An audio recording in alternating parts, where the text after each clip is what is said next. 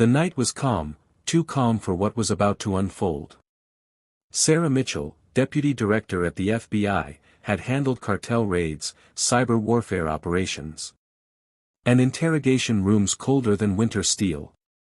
But on this quiet Virginia highway, 10 miles from her home, she was about to face a different kind of threat, the kind that wears a badge but not the wisdom to carry it.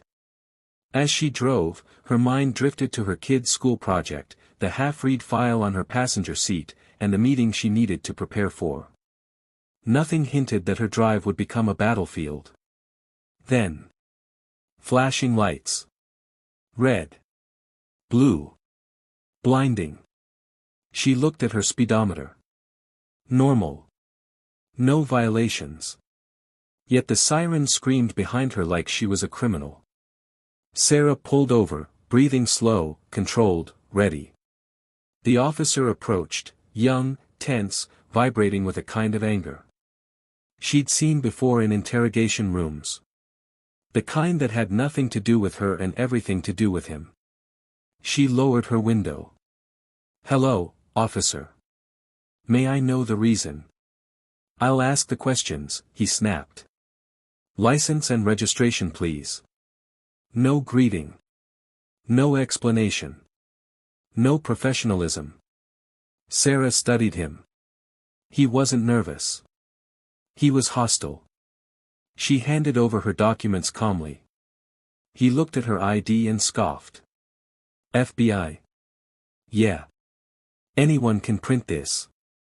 Sarah felt a familiar chill. The kind that warned her a situation was spiraling. "Officer," she said evenly. "I'd appreciate knowing why I've been stopped." His hand dropped near his holster. "I said step out of the vehicle." Her instincts kicked in. She'd seen this escalation before, the moment when power outweighs judgment. When ego overrides training. She kept her hands visible. "Officer, with respect, I will step out once you state the legal basis for this order." "I am cooperating fully."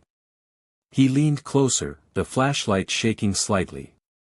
"You think being FBI scares me? You're getting out. Now." The road was still empty. The air tightened. Then. Another police car approached. A senior sergeant stepped out, walking with confidence built on experience, not insecurity. The moment his flashlight hit her face, he stopped. "Deputy Director Mitchell," he said, stunned. "Ma'am, what's going on here?" Before Sarah could speak, the young officer blurted. She was refusing commands. Acting suspicious. The sergeant turned to him slowly. "Suspicious? She's the deputy director of the FBI." The young officer's face drained of color, but the sergeant continued, his voice low and dangerous. "Did you tell her why you pulled her over?" A long, guilty silence. "You didn't run her plates. You didn't state probable cause. You escalated." Each question landed like a hammer. Sarah stayed silent. She didn't need to defend herself, her calm, her composure, and her understanding of the law had already done that. But she wasn't angry. She was disappointed. Not for herself. For everyone who didn't have her badge. Her training. Her authority.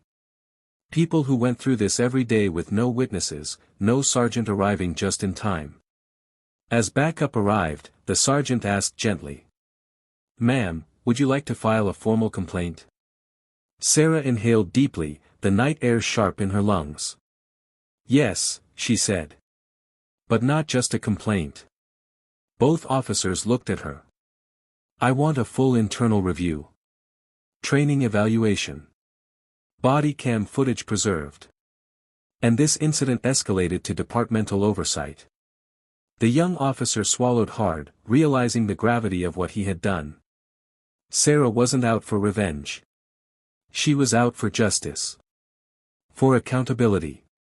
And for change. As she drove away, the lights fading behind her, a thought echoed in her mind.